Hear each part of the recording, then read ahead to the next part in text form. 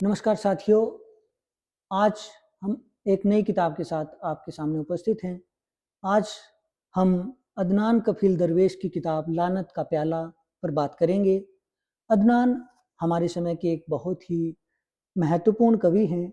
अदनान जामिया मिलिया इस्लामिया से हिंदी साहित्य में पीएचडी हैं।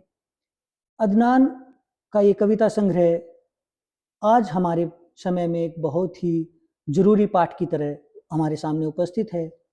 ऐसे समय में जब शब्द सबसे ज़्यादा संदिग्ध स्थिति में पहुंचा दिए गए हैं, साहित्य और राजनीति एक दूसरे से कदम ताल मिलाकर किसी भव्य समारोह की तैयारी में जुटे हैं। आम आदमी की शिकायतों के लिए बाहर प्रवेश निषेध का बैनर लगा दिया गया है। इतिहास के उत्खनन में राजनीति, साहित्य स्तुति में और कवि चारण या कथावाचक की भूमिका में ढलकर आराम तलाश रहे हैं।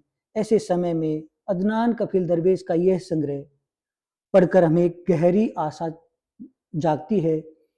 यह आश्वस्ति दोहरी भूमिका लेकर हमारे सामने उपस्थित होती है। एक भूमिका फासिस्ट के प्रतिरोध की लेखक की ईमानदारी के प्रति और दूसरी स्वयं कविता के प्रति। यहाँ लानत का प्याला लेकर कवि जिसके लिए हमारे सामने उपस्थित हुआ है, वह कोई दूर की दुनिया का अधिनायकवादी विश्व गुरु नहीं है, बल्कि स्वयं उसके पीछे लोहा लोट होने वाला आम आदमी है। यह पहचान को संदिग्ध बनाए जाने का वह दौर है जिसमें हर व्यक्ति एक रंग और धर्म में रिड्यूस हो गया है। इस पहचान की आपाधापी में आपसदारी का लंबा इतिहास सबसे कमजोर स्थिति में पहुंचा दिया गया है। देश के विकास को किन्हीं कब्रों की अड़चन की तरह पेश किया जा रहा है। मल्टीनेशनल कंपनियां बढ़ रही हैं और आम आदमी की सांसें कम होती चली जा रही हैं। ऐसी स्थिति में हास्यास्पद लगता है सत्ता के साथ एक मंच पर बैठकर बातचीत करने के लिए लालायित जन कवि को देखना, लेकिन अदनान का कवि ऐसे कवि मन के साथ हमारे समय में उपस्थित है जिसने प्रतिरोध के मुहावरे को तलाशा है। वह है लानत का प्याला। कवि लिखता है, जब कभी ये नौबत आन पड़े कि एक फासिस्ट के साथ चाय की मेज पर साथ बैठना पड़ जाए और ऐन मुमकिन है कि उसी वक्त बुजदिली या रवादारी या तहजीब या की दुनियादारी असूलों के आड़े आए, तो कुछ भले न कर सकूं, लेकिन इतना तो कर सकूं कि अपने ऊपर वह लानत का गरम प्याला उड़ेल दूं। अदनान की कविताओं में दबी सहमी मनुष्यता के जितने शेड हैं, उनके पीछे हंसता हुआ फासिस्ट चेहरा आसानी से पहचाना जा सकता है। वह अब की किसी दरवेश की भूमिका में नहीं आया है, बल्कि उसे साफ साफ कातिल की शक्ल में आप देख सकते हैं और लोग अब उसी के दीवाने हुए जा रहे हैं। यह सबसे बड़ा आत्मघाती समय है। यह सबसे शर्मनाक समय है जिसमें कविता तक ने अपने लिखने वालों के प्रति लानतें भेजी हैं। कवि ने इस सत्ता के मुंह में लगे खून को पहचान लिया है, तभी वह कह सकता है, हमारी मिजाज पुरसी को आए आप, हमारे खून से सना अपना मुंह तो पहुंच लिया होता। कवि ऐसे मनुष्यता विरोधी समय में फासिस्टों के प्रति एक तीखे प्रतिरोध को लेकर हमारे सामने उपस्थित है। अदनान की एक कविता है पेशेवर प्रगतिशील। इसका पाठ आज हमारे समय में बहुत जरूरी पाठ बन जाता है। कवि लिखता है, हालत यहाँ तक आ गए हैं कि इस हिंदू समय में जब कभी किसी पेशेवर प्रगतिशील को उसकी पतित हरकतों पर जरा सा कोंस दो, वो चीख कर कहने लगता है कि हाँ, मैं भी हूँ फासिस्ट। क्या कर लोगे भाई जी? कर तो कुछ नहीं सकते, पर अपनी नजरों पर तुम्हें गिरा तो सकते हैं। ऐसे समय में कवि अपनी कविता के प्रति उम्मीद को लेकर कायम है। वह समय के झाड़ झंकार को जिस आपसी सौहार्द के बेलचों से उखाड़ फेंकना चाहता है, वह आपसदारी से निर्मित होता है। वहाँ हिंदू मुसलमान दो ध्रुवों की तरह नहीं है, बल्कि एक मोहल्ले के दो सहकर्मियों की तरह महसूस करते हैं। यह सबसे अच्छी कविता से उम्मीद का समय है। सबसे अच्छी कविता अच्छी दुनिया की निर्मिति को लेकर हमारे सामने उपस्थित है। तभी तो कवि कहता है, अकेले अकेले तो नहीं उगेगा हमारी आंखों में एक चमकता अनचिन्हा वह नीला फूल। कवि को मालूम है कि ऐसे समय में क्या वो अपनी मातृभाषा को लेकर अड़े या उसमें अपने जीवन को उड़ेल दे। अदनान इस बात को समझते हैं, तभी तो वो लिखते हैं, खटोला हिंदी का रखना, कफन उर्दू का पिन्हाना, ग्रेवस्टोन अंग्रेजी का बना सकते हो, लेकिन गाड़ना मुझे भोजपुरी में। कवि आदिवासी बच्चों के प्रति, आदिवासी महिलाओं के प्रति जिस संवेदना से भरा है, वह आज हमारे बहुत काम का है। हम देखते हैं कि एक पूरी कौम को, जनता की एक पूरी भीड़ को लोगों ने भीड़ में बदल दिया है और मणिपुर जल रहा है। आदिवासी बच्चे मारे जा रहे हैं, उन्हें आउटसाइडर कहकर आलोचित किया जा रहा है। ऐसे समय में कवि को याद है कि वो अपने कविता में उस बच्ची के साथ खड़ा हो जिसको अभी अभी बलात्कार से नवाजा गया है। कवि लिखता है कि मेरी बहन, मेरी ये कविता अश्क निदामत है, इन्हीं से धो लो अपना शरीर। ये कविता न्याय की आकांक्षा में नहीं, बल्कि अपनी शर्मिंदगी को उठाने के लिए लिखी गई है। कवि ये जानता है कि ये समय कातिलों का समय है। ये आपको अपने में ऐसे शामिल कर लेना चाहते हैं कि आपको अपने पे शर्मिंदगी हासिल न हो, बल्कि आप भी अपने को एक कातिल समझें। कवि ऐसी कातिली के समय में कविता से यह मांग करता है कि वो प्रतिरोध में खड़ी हो।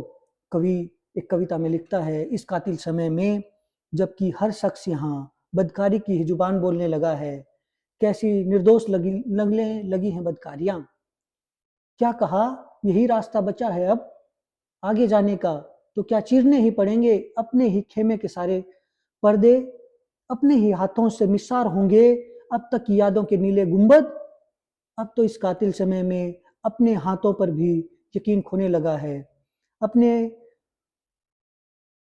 कौन सा हाथ अंधेरे में अपने ही ख्वाबों का सौदागर निकल जाए। आखिर जहाज़ों की चमक से सराबोर होने लगे हैं सारे बंदरगाह और जीप से टपकने लगी है निकृष्ट लालसाएं।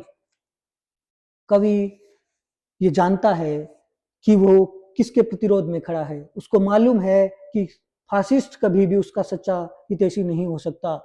वो ये भी जानता है कि उसे फासिस्ट से प्रेम नहीं चाहिए। कवि लिखता है कि मुझसे प्यार करने वालों, तुम्हारे दीवानेपन के आगे करता हूं मैं अपने सर को खम।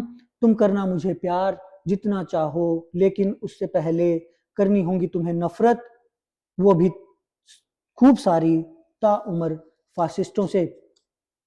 फासिस्ट कवि अदनान की इन 101 कविताओं के संग्रह में बार बार उभरती देखी जा सकती हैं।